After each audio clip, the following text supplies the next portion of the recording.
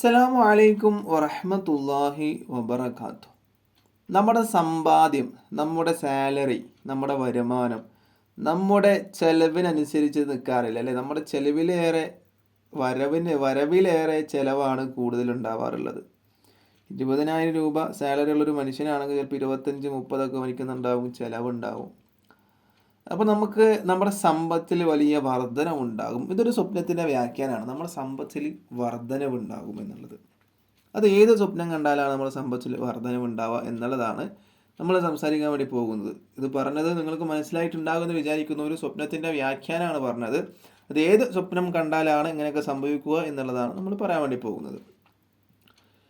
മയ്യത്തിനെ കുളിപ്പിക്കുന്നത് സ്വപ്നം കണ്ടാൽ, അതായത് മരണപ്പെട്ട വ്യക്തിയെ കുളിപ്പിക്കുന്നത് അങ്ങനെ സ്വപ്നത്തിൽ കാണുകയാണ്. അതായത് മയ്യത്തിനെ കുളിപ്പിക്കുന്നത് സ്വപ്നത്തിൽ കാണാൻ, ഒരു പക്ഷേ നമുക്ക് കാണാൻ ഇഷ്ടപ്പെടുന്ന സ്വപ്നം എന്നായിരിക്കില്ല ഇത്.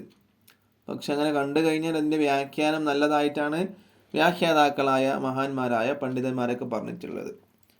മഹാനായ മുഹമ്മദ് ബിൻ സീരീൻ റഹിമഹുമുല്ല വ്യാഖ്യാതാക്കളുടെ കൂട്ടത്തിൽ വലിയ പണ്ഡിതനെ, 2-ാം നൂറ്റാണ്ടിലുള്ള മഹാനാണ് മഹാനായ മുഹമ്മദ് ബിൻ സീരി റഹിമഹുല്ല. മഹാനവറുകൾ അവിടുത്തെ ഒരു കിതാബിൽ ഇതിൻ്റെ വ്യാഖ്യാനം വ്യക്തമാക്കി പറയുന്നുണ്ട്. എന്താണ് പറയുന്നത്?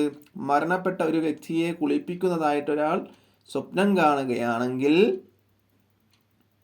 മരണപ്പെട്ട ഒരാളെ കുളിപ്പിക്കുന്നതായിട്ട് ഒരാൾ എങ്ങനെ സ്വപ്നം കാണുകയാണെങ്കിൽ, ആ സ്വപ്നം കണ്ടാൽ സാധാരണ നമുക്ക് എന്താകും? വിഷമങ്ങളും പ്രയാസങ്ങളൊക്കെ ഉണ്ടാകും അല്ലേ?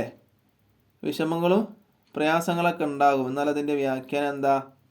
അത് നമുക്ക് പോയി കിട്ടി എന്നാണ് ഉദ്ദേശിക്കുന്നത്. നമ്മുടെ വിഷമങ്ങളും പ്രയാസങ്ങളൊക്കെ ഉണ്ടല്ലോ, ആ വിഷമങ്ങളും പ്രയാസങ്ങളും പോകും എന്നുള്ളതാണ് വ്യാഖ്യാനമായിട്ട് പറയുന്നത്. അതുമാത്രമല്ല, നമ്മുടെ സമ്പത്തിൽ വലിയ വർധനവുണ്ടാകും. നമ്മുടെ സമ്പത്തിൽ വലിയ വർധനവുണ്ടാകും. ഇങ്ങനെയൊക്കെയാണ് ഇതുകൊണ്ട് ഉദ്ദേശിക്കുന്നത്. അപ്പോൾ കാണുന്ന സ്വപ്നം മോശമാണെങ്കിൽ ഇതിന് വ്യാഖ്യാനം നല്ലതുമാവാം. എന്നാൽ എല്ലാം അങ്ങനെ ആണെന്നില്ല. ചിലപ്പം മോശം സ്വപ്നം കണ്ടാൽ നല്ലത് മോശം തന്നെയാവും, ചിലപ്പോൾ നല്ലത് കണ്ടാൽ നല്ലത് തന്നെയാവും, ചിലപ്പോൾ നല്ലത് കണ്ടാൽ മോശമാവും. അങ്ങനെയൊക്കെ അങ്ങോട്ടും ഇങ്ങോട്ടൊക്കെ മാറും. ഇപ്പോൾ മയ്യത്തിനെ കുളിപ്പിക്കുന്ന സ്വപ്നം കണ്ടാൽ നമ്മുടെ ബുദ്ധിമുട്ടുകളും പ്രയാസങ്ങളും മാറും. ഇപ്പോൾ നമ്മുടെ സമ്പത്തിൽ വലിയ വർധനമൊക്കെ ഉണ്ടാവും എന്നുള്ളതാണ് പറയുന്നത്. ഇൻഷാ അല്ലാഹ് അടുത്ത വീഡിയോ ആയിട്ട് വീണ്ടും കാണാം. അല്ലാഹു തആല അതിന് തൗഫീഖ് നൽകട്ടെ. അസ്സലാമു അലൈക്കും വറഹ്മത്തുള്ളാഹി വബറകാതുഹു.